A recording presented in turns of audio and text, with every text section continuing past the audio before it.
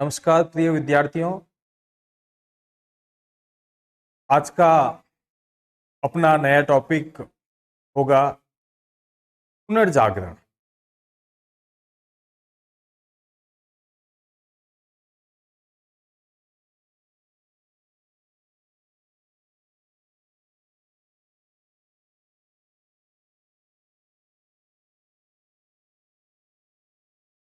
पुनर्जागरण इसका समय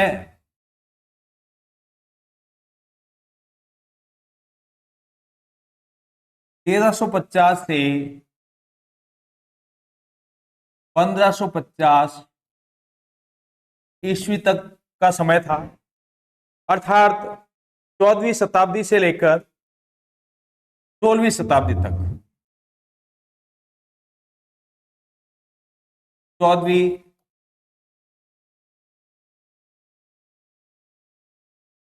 शताब्दी से 16वीं शताब्दी। पुनर्जागरण जो कि इसका सीधा सा अर्थ है फिर से जागना, अर्थात फिर से जागना। ये जो है कि पहले समय में यूरोप में सभ्यता संस्कृति का पूर्ण रूप से विकास हो चुका था, लेकिन एक समय ऐसा आया कि उस समय सभ्यता संस्कृति, कला, विज्ञान, साहित्य, हर क्षेत्र का पतन हो गया था। अर्थात एक समय जो सामंतों का समय था, उसके काल में सभ्यता संस्कृति सभी का पतन हो गया था। तो ये पुनर्जागरण है। और पुनर्जागरण से पूर्व की जो स्थिति थी उसके बारे में देखेंगे हम। सबसे पहला है अपने पुनर्जागरण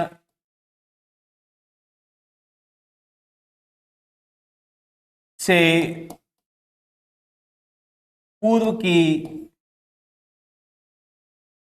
स्थिति।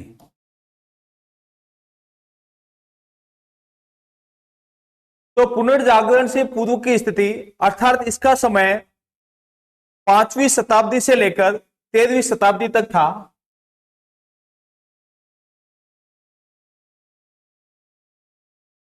पांचवी शताब्दी से 13वीं शताब्दी। इस समय यूरोप में सामंतों का प्रभाव था। यूरोप में इस समय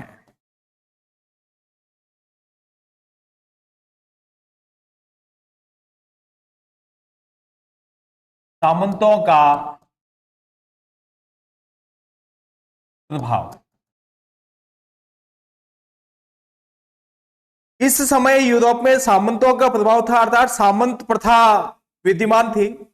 और सामंत प्रथा के विद्यमान होने के कारण यूरोप में रोम और यूनान की सभ्यताओं का अंत हो गया था। यूरोप में रोम और यूनान की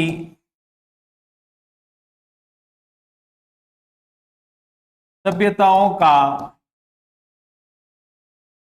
अंत हो गया था, तथा यह जो है बौद्धिक प्रगति और वैचारिक स्वतंत्रता का भी साथ साथ अंत हो गया था। तथा इस समय वैचारिक स्वतंत्रता का मार्ग अवरुद्ध हो गया था। तथा इस प्रथा के कारण मनुष्य पर जन्म से लेकर मृत्यु तक सारा का सारा प्रभाव सामंत प्रथा का यह पड़ने लगा। अर्थात यूरोप जो है महाद्वीप, उसमें सामंत प्रथा का प्रभाव इतना था और उसके साथ साथ चर्च का भी प्रभाव था। अर्थात उस समय के लोग चर्च के प्रभाव से ग्रसित थे, धर्म का प्रभाव उन पर था, अर्थात जन्म से लेकर मृत्यु तक जो भी कार्य होता था उस पर धर्म का प्रभाव था, धर्म का बोलबाला था। अर्थात इस युग को मध्य युग में पिछड़े युग अर्थात अंधकारमय युग भी कहा जाता था। इस काल में प्रचलित भवनों के निर्माण की स्थापत्य शैली को गोथिक शैली अर्थात जंगली शैली भी कहा जाने लगा। इस समय की स्थिति को, इस समय की स्थिति को अंधकारमय तथा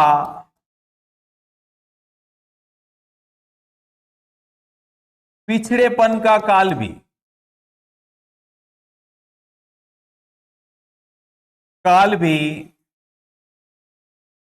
कहा जाता है। अर्थात इस समय सभ्यता और संस्कृति पूर्ण रूप से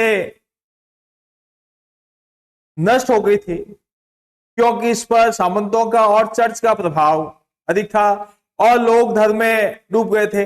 और धर्म का प्रभाव लोगों पर इतना था कि वह स्वतंत्र होकर न तो सोच सकते थे, न समझ सकते थे, न ही अपने स्वतंत्र विचार प्रकट कर सकते थे। अब इसके बाद नेक्स्ट है पुनर्जागरण का अभिप्राय।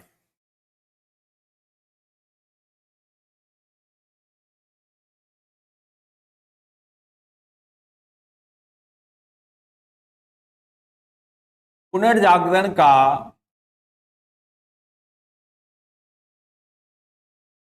अभिप्राय।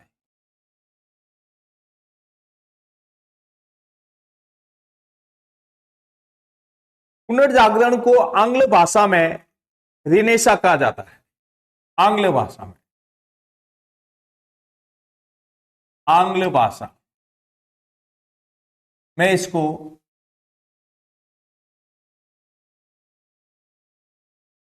रिनेसा कहा जाता है। रिनेसा कहा जाता है। रिनेसा एक जो है फ्रेंच शब्द है, फ्रेंच शब्द रिनेसा फ्रेंच शब्द है, जिसका अर्थ होता है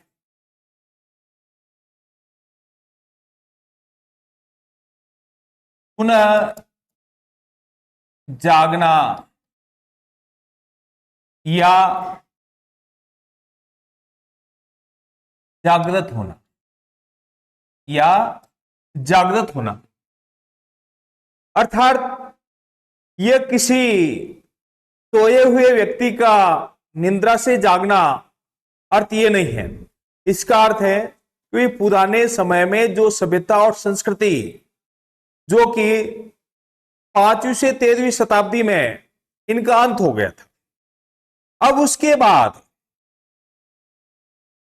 14वीं से 16वीं शताब्दी के मध्य इनका पुनः विकास हुआ। सभ्यता, संस्कृति, शिक्षा, कला, चिकित्सा आदि का विकास हुआ और आदि के विकास के कारण ही इसे क्या कहा जाता है? पुनर्जागरण कहा जाता है। तो यह किसी व्यक्ति के द्वारा अर्थात सोए हुए व्यक्ति का निद्रा से जागना नहीं है, बल्कि समस्त मानवता का जागृत होना है। 14वीं शताब्दी से 16वीं शताब्दी के मध्य इनके मध्य जिन कुरीतियों को समाप्त किया गया और कुरीतियों को समाप्त करके प्राचीन गौरव को पुनः स्थापित किया गया। यानी इस समय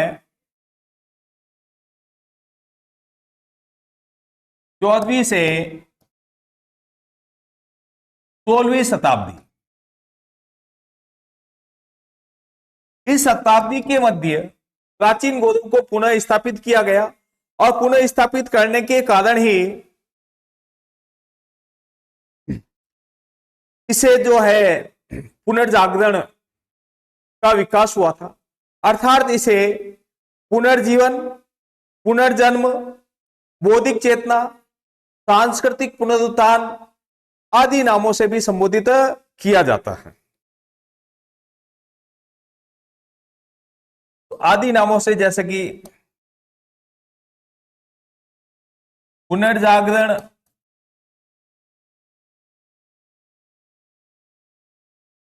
पुनर्चेतना,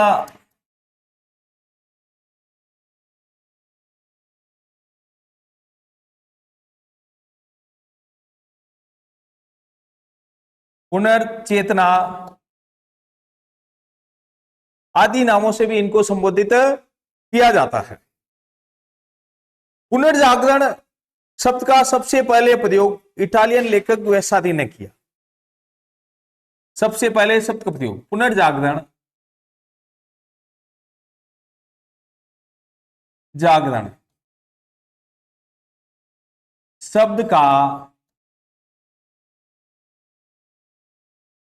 सबसे पहले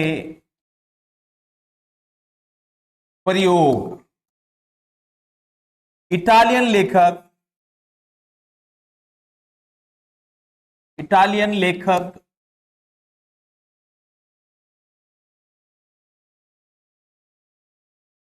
वेसादी ने किया था।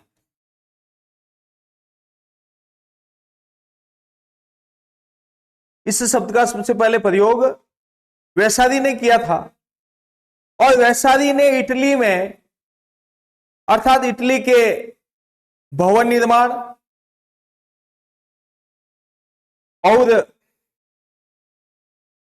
मूर्तिकला के विकास में 16वीं शताब्दी में इस शब्द का प्रयोग किया गया था, अर्थात इसे रीनेसा भी कहा गया। नेक्स्ट है 18वीं शताब्दी में। 18वीं शताब्दी में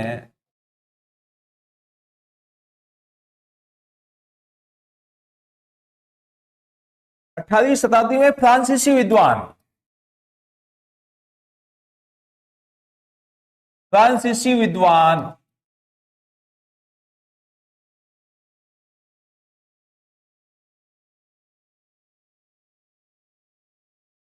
विद्वान दिद्रो ने भी कला एवं साहित्य के नवसर्जन हेतु इस शब्द का प्रयोग किया था और निष्कर्ष, तर्क, जिज्ञासा और शिक्षा के द्वारा ज्ञान, विज्ञान, उद्योग, कला, साहित्य एवं संस्कृति के क्षेत्र में हुए चौमुखी विकास को ही पुनर्जागरण कहा जा रहा है। तो इसको भी है, इसने भी पुनर्जागरण कहा था। फिर इसके बाद साधारणतः आधुनिक यूरोप का आरंभ पुनर्जागरण से ही माना गया था,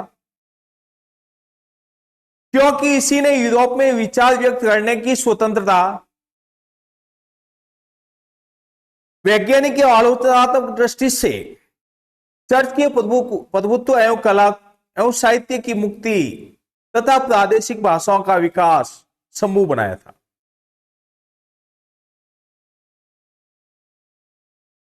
फिर इसके बाद है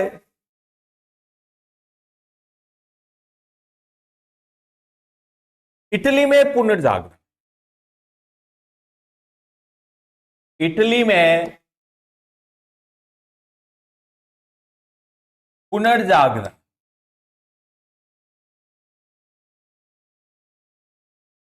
तो यूरोप में सबसे पहले पुनर्जागरण जो है इटली में हुआ था। तो पुनर्जागरण के इटली में होने के बहुत से कारण थे। तो पुनर्जागरण यूरोप में सबसे पहले इटली में,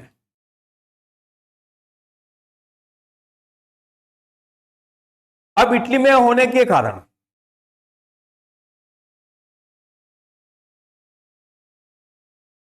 इटली में पुनर्जागरण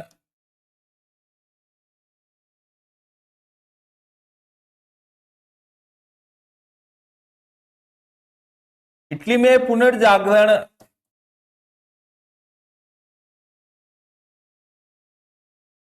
होने के कारण,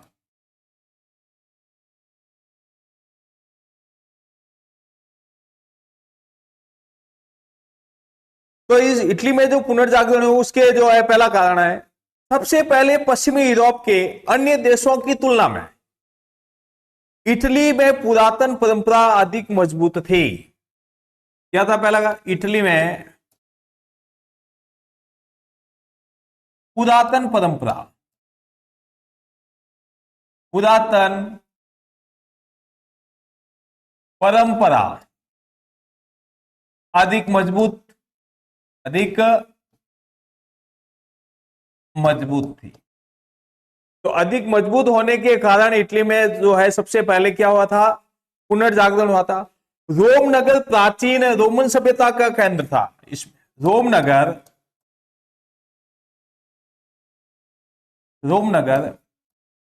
प्राचीन रोमन सभ्यता का केंद्र था, और केंद्र होने के कारण पुनर्जागरण यही हुआ था।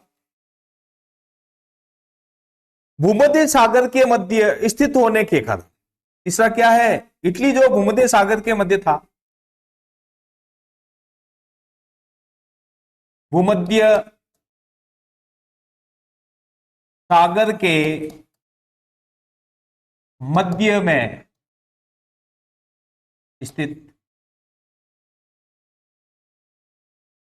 तो भूमध्य सागर के मध्य में स्थित होने के कारण इटली व्यापार का प्रधान केंद्र बन गया था, और व्यापार से आई भौतिक संपदा ने सांस्कृतिक उन्नति का मार्ग प्रशस्त किया था। नेक्स्ट है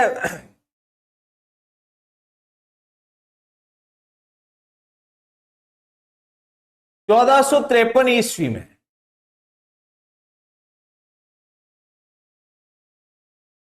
कुस्तुनतुनिया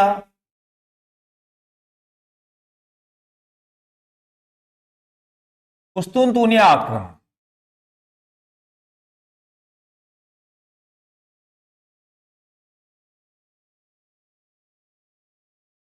कुस्तुनतुनिया आक्रमण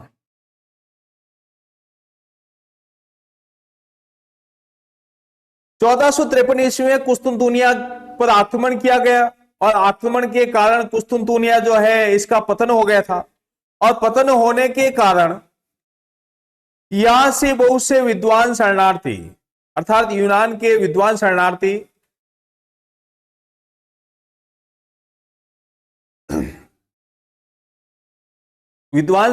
जो है यहां से इटली गए थे, और इटली में अपने जो है उनके साथ जो साहित्य थे वो साहित्य भी इटली में लेके गए, और जिनके कारण इटली में साहित्य का विकास हुआ था।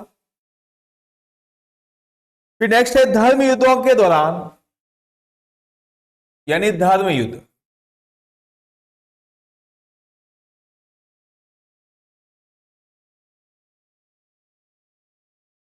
धर्म युद्धों के दौरान मसालों व ऐश्वर्य की वस्तुओं ने भी यहाँ के व्यापार को बढ़ाया, अर्थात पूर्व के साथ व्यापार शुरू हुआ, जिसका सर्वाधिक लाभ इटली को मिला, और व्यापारिक समृद्धि के कारण इटली में बहुत से नगरों का विकास हुआ, जिसमें मिलान, नेपल्स,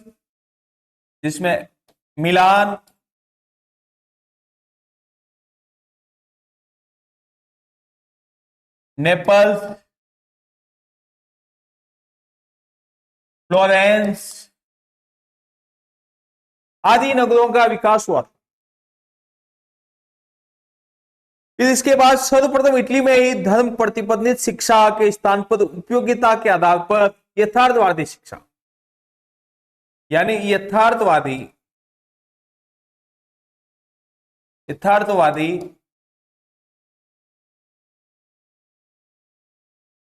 शिक्षा,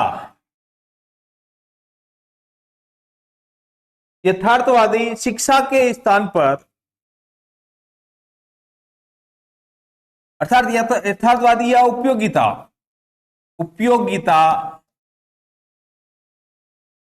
की शिक्षा का प्रभाव, यानी इससे पहले यूरोप में जो है एक धर्म प्रतिबंधित शिक्षा दी जाती थी, अर्थात धर्म से संबंधित शिक्षा दी जाती थी, और जो है आधुनिक शिक्षा उस समय नहीं दी जाती थी। यानी धर्म से संबंधित ही शिक्षा दी जाती थी, धर्म का आचरण करना, धर्म का व्यवहार करना और धार्मिक दान देना, ये उनको शिक्षा दी। अर्थात उस समय का मानव जो है धर्म से घिरा हुआ था, अर्थात चर्च का, अर्थात पोप का व्यक्तियों पर अधिक प्रभाव था, जिससे उसे सोचने समझने की शक्ति क्षीण हो गई थी। अर्थात वो न तो स्वतंत्र रूप से सोच सकते थे, न अपने विचार व्यक्त करते थे। लेकिन यह जो है यथार्थवादी शिक्षा थी, जिसके कारण इटली में पुनर्जागरण हुआ था। अर्थात नवीन शिक्षा प्रणाली के विचारों की प्रधानता थी, जिससे स्वतंत्रता के माहौल में पुनर्जागरण हुआ था। पुनर्जागरण के अधिकांश अग्रदूत पुनर्जागरण के अधिकांश अग्रदूतों का जन्म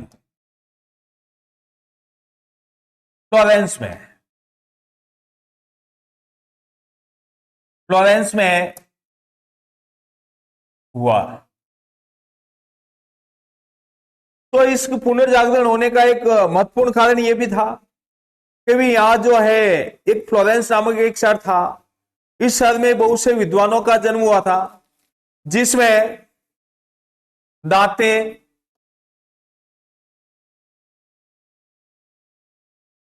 पेट्रार्क, बुकासियो,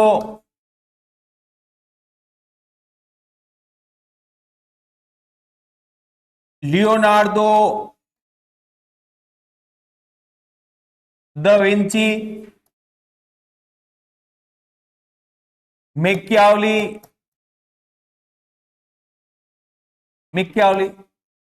आदि का जन्म इस फ्लोरेंस नगर में हुआ था। इसलिए फ्लोरेंस नगर को विद्वानों का नगर भी कहा जाता है। फ्लोरेंस को विद्वानों का नगर, फ्लोरेंस को विद्वानों का नगर भी कहा जाता है।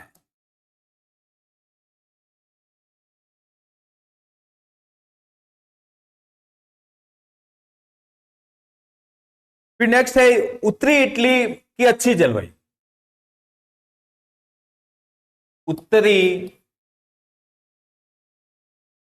इटली की अच्छी जलवायु, उत्तरी इटली की अच्छी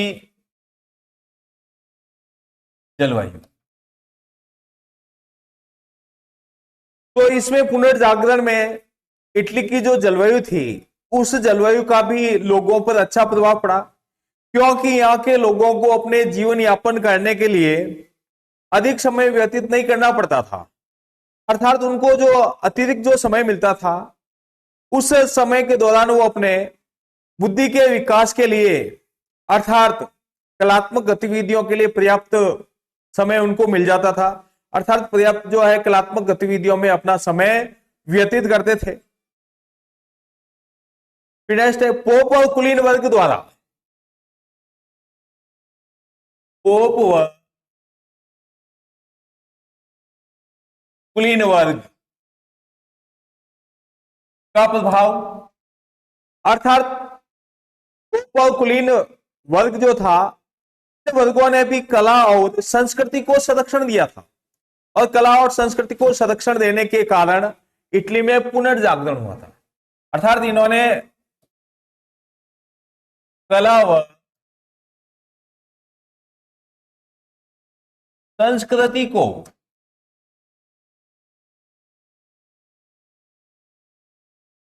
संरक्षण दिया था, जिसके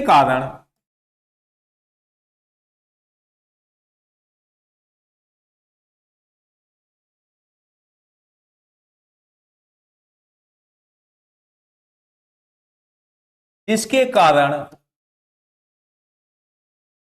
इटली में पुनर्जागरण हुआ था।